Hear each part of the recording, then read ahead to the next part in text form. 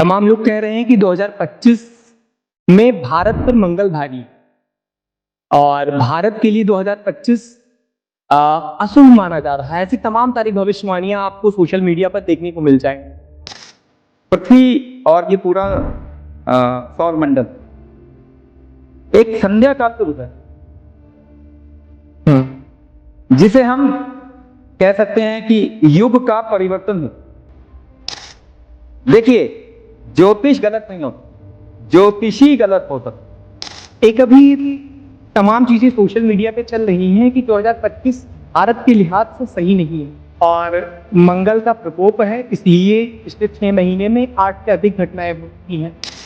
ग्रह नक्षत्रों की स्थिति भी देख के हम बता सकते हैं कि ये साल बहुत परिवर्तन उसमें से भी अगर देखा जाए तो ये जुलाई से लेके जो ऑलमोस्ट 50 दिन मत बचते हैं जी, आगे 50-60 दिन के आसपास में बहुत ज्यादा परिवर्तन। 2025 क्या तबाही का साल है? क्योंकि अभी महज 6 महीने बीते हैं और 6 महीने में 8 से अधिक घटनाएं हो चुकी हैं। चाहे आप पाकिस्तान से युद्ध देख लो, या पहलगाम हमला देख लो, या फिर महाकुंभ में भगदड़ देख लो, या फिर हाल फिलहाल में फ्लाइट का जो एक्सीडेंट हुआ है वो देख लो।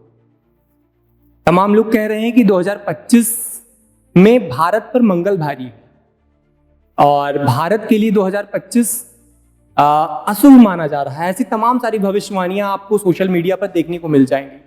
तो हमने सोचा कि क्या ये वहम है या अफवाह है या ये हकीकत है। इन सभी चीजों को जानना बेहद ही जरूरी है, क्योंकि तमाम लोगों के मन में अभी संशय चल रही है कि 2025 अभी महज 6 महीने बीते हैं और आगे 6 महीने में क्या क्या होने वाला है। तो ये पॉडकास्ट आप लोगों के लिए बहुत महत्वपूर्ण है, क्योंकि इस पॉडकास्ट से आप ये सीखोगे कि आगे आने वाले 6 महीने में हमें क्या क्या सतर्कता अपनानी चाहिए ताकि हम सुरक्षित रहें। किधर यात्रा करें, किधर ना करें, क्या ना करें, और बहुत सारी चीजें। तो आज हमारे साथ मौजूद हैं स्वामी श्री राजविभू जी। स्वामी जी ने आयुर्वेद और कुंभक में ढेर सारे रिसर्च किए हैं और ऐसे महत्वपूर्ण मुद्दों पर स्वामी जी बातचीत करते हैं। तो आज हम जानेंगे कि क्या वास्तव में भारत पर मंगल भारी है 2025 में। तो स्वामी जी, आपका बहुत बहुत स्वागत है। एक अभी तमाम चीजें सोशल मीडिया पे चल रही हैं कि 2025 भारत के लिहाज से सही नहीं है और मंगल का प्रकोप है, इसलिए पिछले 6 महीने में 8 से अधिक घटनाएं हो चुकी हैं। तो इसको आप कैसे देखते हैं? और दर्शकों के मन में भी बहुत सारे संशय हैं, तो थोड़ा इस पे प्रकाश डालें स्वामी जी। अच्छा, अगर आप एक पार्क में जाओ जी, पार्क में सबसे ज्यादा एक्टिविटी किस समय पे आप देखते हो? दिन के किस समय पे आप सबसे ज्यादा एक्टिविटी पार्क में देखते हो? सुबह या शाम? हाँ, सुबह या शाम। ये जो सुबह और शाम है, ये है क्या? ये संध्या काल। जी, तो जब भी कोई चीज बदलती है, रात से सुबह हो रही जी, या दिन से रात हो रही है, शाम हो रही, तो उस समय सबसे ज्यादा बदलाव प्रकृति में होता। केवल ह्यूमन बीइंग का नहीं, आदमियों इंसानों का की बात नहीं चलती। आप प्रकृति में भी सबसे ज्यादा बदलाव उसी समय देखेंगे। चिड़िया का चहचहाना शाम को देखिए कितना ज्यादा, सुबह देखिए कितना ज्यादा। जी, जो एक्टिविटीज होती हैं वो उस टाइम पे सबसे ज्यादा होती है संध्या को। जी। तो पहली बात तो ये समझना पड़ेगा कि पृथ्वी और ये पूरा सौर मंडल एक संध्या काल से गुजरा, जिसे हम कह सकते हैं कि युग का परिवर्तन हो। अच्छा। युग समय सीमा का एक शब्द है। समय और स्थान का को मिलाएंगे तो युग बन। तो हमारा सौर मंडल एक समय स्थान से एक दूसरे समय स्थान की तरफ में अग्रसर। ऐसे मान के चलिए कि जिस तरीके से पृथ्वी सूर्य के चारों ओर चक्कर लगाती है, उस तरीके से सौर मंडल भी किसी एक सितारे या फिर बिंदु के चारों ओर चक्कर लगाता है। उसमें उसका मूलभूत स्थान परिवर्तन हो रहा है। तो हम एक युग से दूसरे युग में स्थानांतरण कर रहे हैं, और ये संध्या काल 2012, जहां पे कि आपने सुना होगा कि पृथ्वी खत्म हो जाएगी। इस पे कई सारी मूवी और कई सारी मूवीज भी आई हैं। और यहाँ तक कि बहुत सारे भविष्य वक्ताओं ने ये बात कही थी कि 2012 के बाद में खत्म हो जाएगा, क्योंकि 2012 के बाद में युग परिवर्तन शुरू हो गया। तो दृष्टि वहां पे बहुत ज्यादा देख नहीं सकती, दृष्टि से देखा नहीं जा सकता, इसलिए वो देख नहीं पाए तो कहा ये खत्म होने। मगर भारतीय परंपरा में इस बात को हम जानते हैं, इसीलिए यहां तक कि महाभारत में श्री कृष्ण ये बता चुके हैं उस समय काल के हिसाब से कि 10,000 साल के बाद में एक बहुत 10,000 साल नहीं, इस समय के बारे में उन्होंने बताया कि 10,000 साल का एक गोल्डन पीरियड, एक बहुत सुंदर काल आए। वो 2012 की बात कर रहे हैं। अब 2012 से लेके 2084 ये एक संध्या काल, इसमें सबसे ज्यादा मूलभूत परिवर्तन ये आप मान के चलिए 2025 से लेके 2027 के बीच में आएगा जी। और उससे थोड़ा कम देखें तो फिर 2021, 2021 को से लेके 2035 तक ज्यादा, सबसे ज्यादा परिवर्तन का। अब ऐसे में ग्रह नक्षत्रों की स्थिति भी देख के हम बता सकते हैं कि ये साल बहुत परिवर्तन का समय है।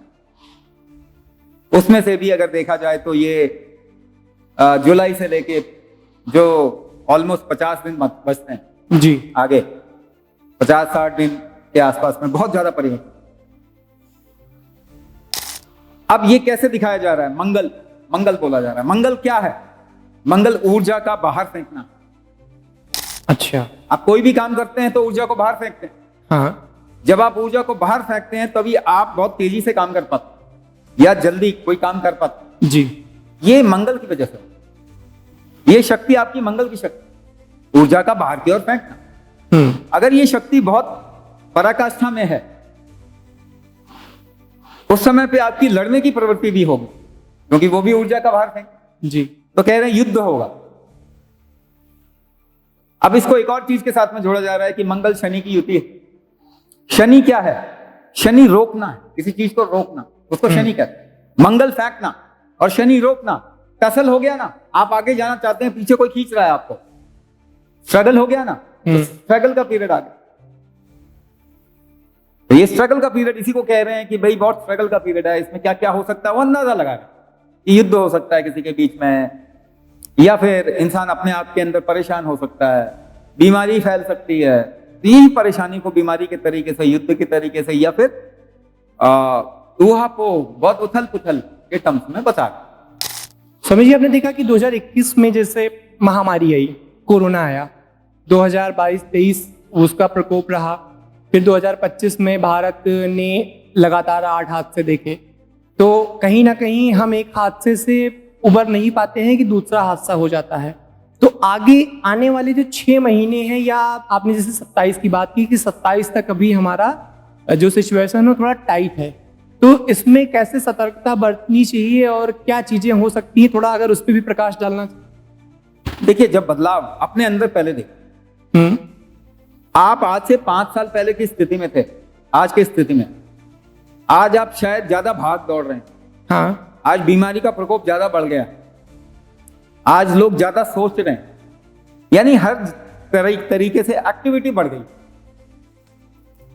तो एक तो बात यह कि एक्टिविटी बढ़ना, इसको एक अपॉर्चुनिटी की तरह, मौके की तरह भी इस्तेमाल किया जा सकता है, या इसमें हम फंस भी सकते हैं, इसके जरिए हम गिर भी सकते हैं। अगर आप ज्यादा तेज चलना चाहें तो आप गिर भी सकते हैं, लेकिन ज्यादा तेज अगर आप बैलेंस में रहें तो आप जल्दी पहुंच जाएंगे। ये दोनों ही चीजें हो सकती। तो कोई भी अपॉर्चुनिटी या कोई भी स्थिति खराब नहीं, उस स्थिति का अगर हम उपयोग नहीं कर सके तो हम खराब। जैसे भारत पाकिस्तान के बीच में जो युद्ध चला, उसमें पाकिस्तान जितना हाइप कर रहा था और दूसरे देश जो पाकिस्तान को इस्तेमाल कर रहे थे, उनकी असलियत सामने आ गई। तो एक गलत चीज जो थी वो सामने आ गई सबके, लेकिन वही चीज भारत ने सही तरीके से उसका उपयोग किया, पूरा प्लान किया, अपनी शक्ति का मैक्सिमम यूटिलाइजेशन किया। तो पता चला कि जो रशिया यूक्रेन के बीच में युद्ध नहीं है, और रशिया बहुत ताकतवर देश है, और यूक्रेन ही नहीं है, पूरी की पूरा नाटो है, ये दोनों आपस में लड़के सुलह नहीं कर पा रहे, या फिर कोई इसका निर्णय नहीं निकल पा रहा, जबकि भारत पाकिस्तान में एकदम से निर्णय निकल गया, पाकिस्तान ने हाथ जोड़ लिया। ऐसा लगता है जैसे भारत उनसे भी ज्यादा, रशिया नेटो से भी ज्यादा शक्तिशाली हो।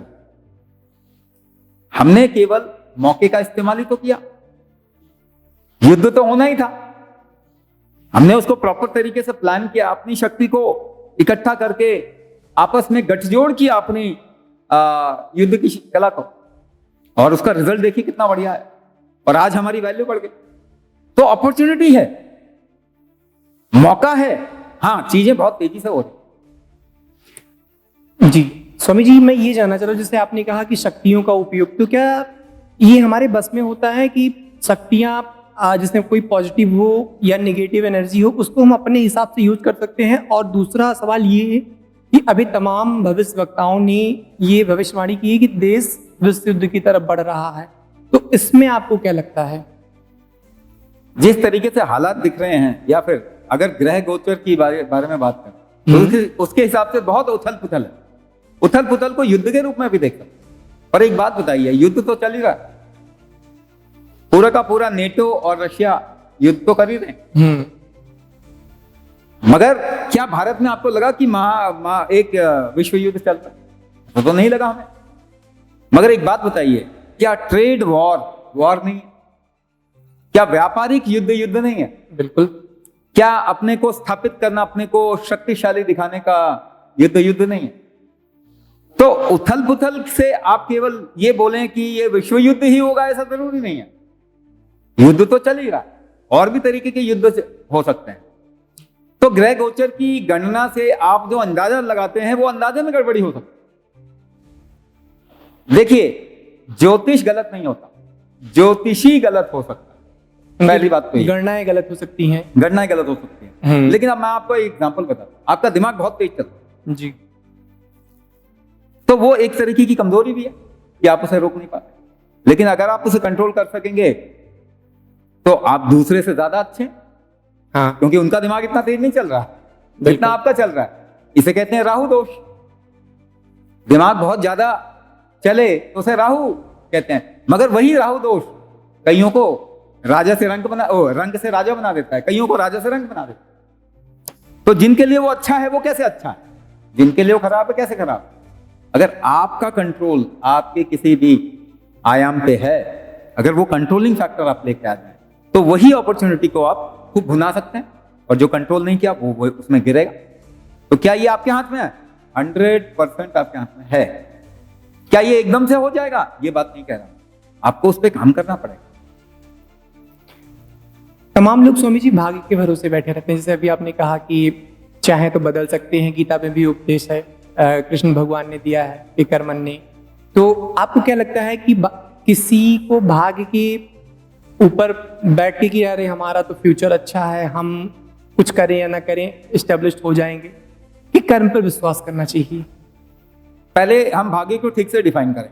हाँ, मुझे एक बात बताइए, हमारे पैदा होने के लिए क्या क्या चीजें जरूरी है? पृथ्वी पे पैदा होने के लिए एक तरीके का वातावरण हो, एक तरीके का वातावरण होना चाहिए। प्रकृति में जब हम पैदा हो रहे हैं तो हमारे लायक भोजन पैदा होना चाहिए, है ना।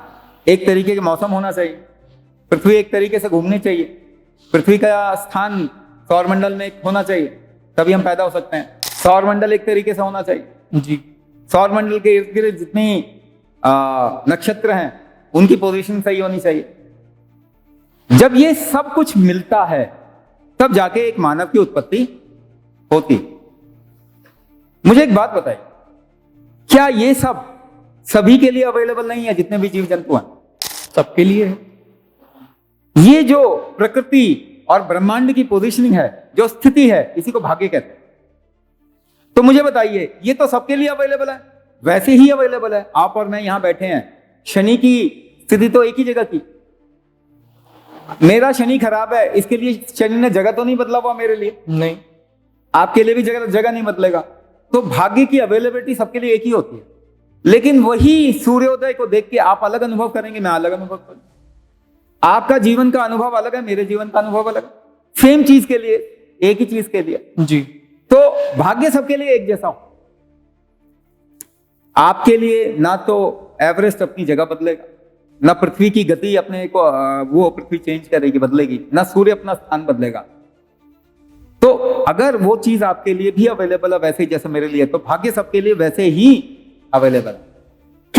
केवल मैं उसको कितना यूज कर पा रहा हूं, उसी में तो भेद है। एक ही चीज को देख के आप अलग अनुभव कर रहे हैं, मैं अनुभव अलग कर रहा हूं, बिल्कुल उसी का तो भेद है।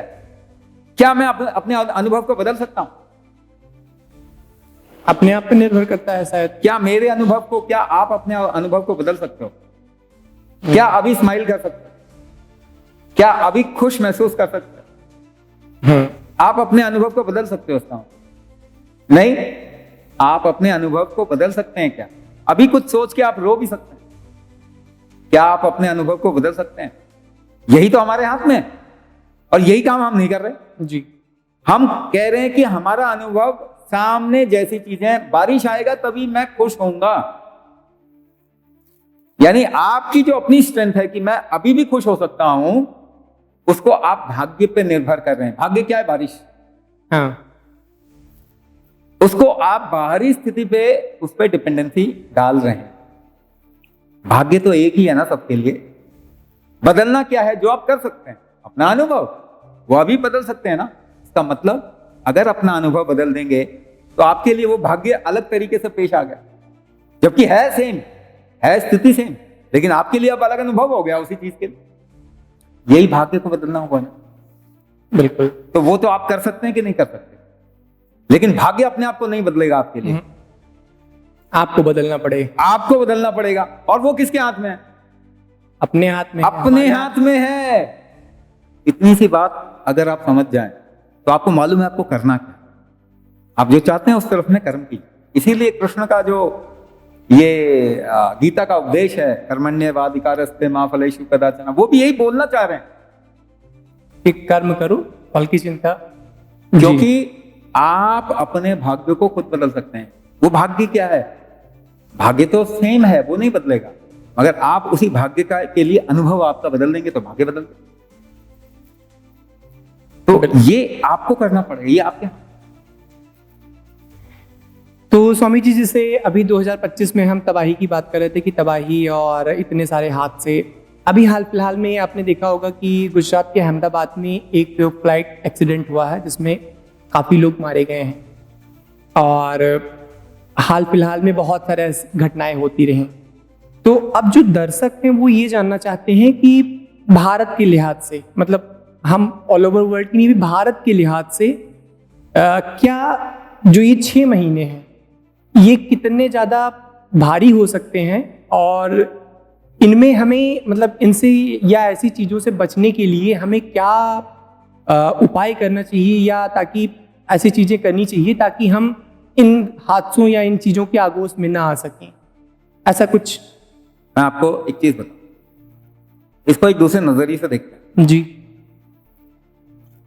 एक गाड़ी है जो कि 250 किलोमीटर 300 किलोमीटर तक स्पीड पकड़ ले, और एक गाड़ी है जो 150 भी पकड़े तो उसके अंजर पंजर ढीले हो जाए। दोनों में फर्क क्या? दोनों में फर्क पावर का। एक बात अगर आपको समझ में आता है, फ्रिक्शन कम होने के कारण आप गति भी पकड़ें अच्छा तो नुकसान नहीं होगा। जी। फ्रिक्शन ज्यादा होगा तो नुकसान, गति पकड़ने। तो फ्रिक्शन कम करने का सबसे आसान तरीका क्या है? चीजों का बहुत सटीक अरेंजमेंट। चीजें अगर बहुत सटीक तरीके से अरेंज है तो उसमें फ्रिक्शन कम होगा। अगर सही तरीके से अरेंज नहीं है तो उसमें फ्रिक्शन ज्यादा होगा। अब इसको मैं प्रैक्टिकल आपकी लाइफ पे इंप्लीमेंट करता हूं। अगर आपके जीवन में नियम है, अगर एक सोसाइटी में नियम बंधा हुआ, तो सोसाइटी जितना चाहे बदलाव आए वो और आगे बढ़ जाए। अगर सोसाइटी में नियम नहीं है तो बदलाव आने के कारण वो गिर जाए। आपके जीवन में नियम नहीं है, अगर इस तरीके से नियमित जीवन अगर आप जिए तो उसको फास्ट कर सकते हैं। अगर नियम नहीं है, आपको समझ नहीं आ रहा अगला पल क्या करना है और जल्दबाजी करना है, तो आप हड़बड़ा के गिर जाएं। चाहे वो मैकेनिकल ऑब्जेक्ट, चाहे वो आपके जीवन में एक नियम को बांधना, अगर आप ठीक से नियमित तरीके से अपने आप को बांध सकें तो जितनी स्पीड पकड़ेंगे उतना ही अच्छा फास्ट भागेंगे और कोई नुकसान नहीं। आज क्या हो रहा है, हादसे क्यों हो रहे हैं? अगर एरोप्लेन का हादसा हुआ है तो उसका एक नियम था, उसमें कहीं ना कहीं गड़बड़ी हुई ना, बिल्कुल तभी हादसा हुआ। अब आप उसे ग्रह नक्षत्र पे डाल दो, ग्रह नक्षत्र तो अपना काम कर रहे हैं, वो और आपको बढ़ा रहे हैं, वो और आपको धक्का दे रहे हैं, वो पुश कर रहे हैं, वो जीवन में बदलाव लाने की कोशिश कर रहे हैं। बदलाव तो अच्छा होता है। आगे 10,000 साल का गोल्डन पीरियड आ रहा है, तो तैयारी तो होगी ना। कोई क्रैश करेगा, कोई उसमें खुशी से आगे, तो वो कौन जाए? जब आप अपने जीवन में नियम बना, इसी को धर्म कहा जाता है जी। धर्म का मतलब होता है जिस चीज कोई भी, जैसे आप कहें कि स्वधर्म, स्वधर्म का मतलब यह होता है मैं अपने जीवन को ऐसे नियमित करूं कि जीवन की गति और तेज हो जाए, प्रोग्रेस और तेज हो जाए। इसी को स्वधर्म कह रहे हैं। एक परिवार का क्या धर्म होता है कि मैं उसको ऐसे तरीके से नियमबद्ध करूं कि परिवार में ग्रोथ हो। सोसाइटी को इस तरीके से नियमबद्ध करूं कि सोसाइटी में ग्रोथ हो जी। तो वो धर्म, वो जो करना जरूरी है, वो धर्म अगर हम पालन करें तो ये समय मौका है। अगर धर्म के विधर्मी जो होंगे वो देखेंगे मरेंगे कट। मतलब धर्मो रक्षते रक्षिता। धर्मो रक्षते रक्षिता। धर्म का मतलब नियमबद्ध जीवन का जो नियम है उसको फॉलो करना, उस आयाम का जो नियम है उसके साथ में अपने आप को सिंक्रनाइज करना। अगर आप धर्म का पालन करेंगे तो धर्म आपको बचाएगा। यही बोल रहे हैं बात। तो अगर आप धर्म का पालन करेंगे, इसी को दूसरे तरीके से बोल दीजिए, अगर आप किसी इंजन को बहुत अच्छे से बांधेंगे जिस तरीके से फ्रिक्शन कम हो तो और तेज दौड़ेगा जी। यही धर्म है, उस इंजन का धर्म है, वैसे बांधिए। स्वामी जी आखिरी सवाल, और ये सवाल दर्शक भी जानने के लिए बहुत उत्सुक होंगे कि तमाम ऐसी भविष्यवाणियां हैं जो कहती हैं कि 25 तबाही का काल है, 25 विनाश का काल है, और ऐसे कुछ सारे मैंने आर्टिकल्स भी पढ़े जिसमें तमाम लोग कई ये कह रहे हैं कि आप जितना ज़्यादा पर्यावरण का दोहन कर रहे हो वो अपने आप को फिर से वो रिकवर करने के लिए वो फिर से आप लोगों का, जैसे एक बार आया था कि जब डायनासोर पृथ्वी उथल पुथल हुई थी, तो आप जितना चाहे उतना अपने आप को विकसित कर लो, चाहे जितना आप आधुनिकीकरण हो जाओ, लेकिन एक टाइम आएगा कि वो प्रकृति अपने आप को फिर से उस स्टेज पे लेके पहुंचेगी। तो क्या ये वही समय है और ये जो भविष्यवाणियां की जा रही हैं, या फिर लोगों को सिर्फ डराने के लिए या ऐसा करने के लिए ताकि वो और ज्यादा सहम जाएं? दो चीज बातें इसके अंदर हम जी को समझना। पहले अगर आप सूर्य को ऑब्जर्व करें, और नासा ने जब सूर्य को ऑब्जर्व किया तो वो नासा कहती है कि सूर्य में सोलर लेयर्स निकल रहे हैं। हाँ। इसको हम मंगल के साथ जोड़ते हैं, मंगल अग्नि कारक, ठीक है। इसका मतलब अग्नि का तत्व इस वक्त में एक्टिवेट है और अग्नि ट्रांसफॉर्मेशन करता है। अब इसको इस संध्या काल से जोड़ें, संध्या काल में सूर्योदय सूर्यास्त होता है, अग्नि से ही ट्रांसफॉर्मेशन है जी। तो उसकी वजह से भी बहुत बदलाव आएंगे ही आएंगे। लेकिन एक चीज समझिए, आप खड़े हैं और आपको कोई खींचता, थोड़ा खींचे तो आपको कोई प्रॉब्लम नहीं, ज्यादा खींचे तो आप उसे वापस अपनी तरफ में खींचेंगे। हाँ। तो ये फैक्टर भी है, प्रकृति अपना बैलेंस बना के रखती है। अगर आप प्रकृति का बैलेंस एक लिमिट तक बिगाड़ें तो प्रकृति को कोई खेद नहीं, लेकिन उससे ज्यादा बिगाड़ें तो प्रकृति भी तो अपने आप को संभाले जी। तो ये दोनों ही चीजें यहाँ पे सत्य साबित होती हैं कि क्या प्रकृति रीएडजस्ट कर रही है। हाँ, उसको भी मौका है ना रीएडजस्ट करने का, अग्नि तत्व बढ़ा हुआ, तो उस समय वो रीएडजस्ट कर पाएगी, तो वो भी करेगी। और दूसरा ये कि हमने प्रकृति का दोहन भी किया है, तो ये इस मौके से हमें सीखना भी चाहिए, और जो कि हमें आदिवासी जंगलवासी ऐसे लोगों से सीखना चाहिए। वो कभी भी जंगल का दोहन नहीं करते, वो उतना ही निकालते हैं जितना उनकी जरूरत होती है। हमने अपनी जरूरत से ज्यादा दोहन करने की कोशिश की प्रकृति, तो ये भी अधर्म है।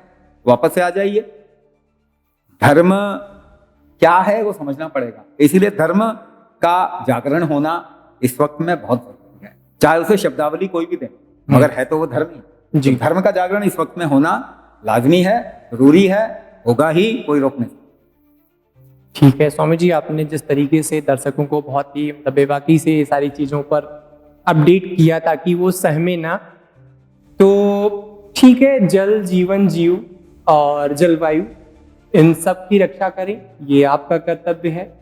और 2025 तबाही का साल तो ऐसा नहीं कह सकते हैं। जो भी भविष्यवाणियां की जा रही हैं, चाहे वो पहले की गई हों, जैसे 2012 में स्वामी जी ने कहा कि पृथ्वी खत्म हो जाएगी, लेकिन अभी भी आप जीवित हैं।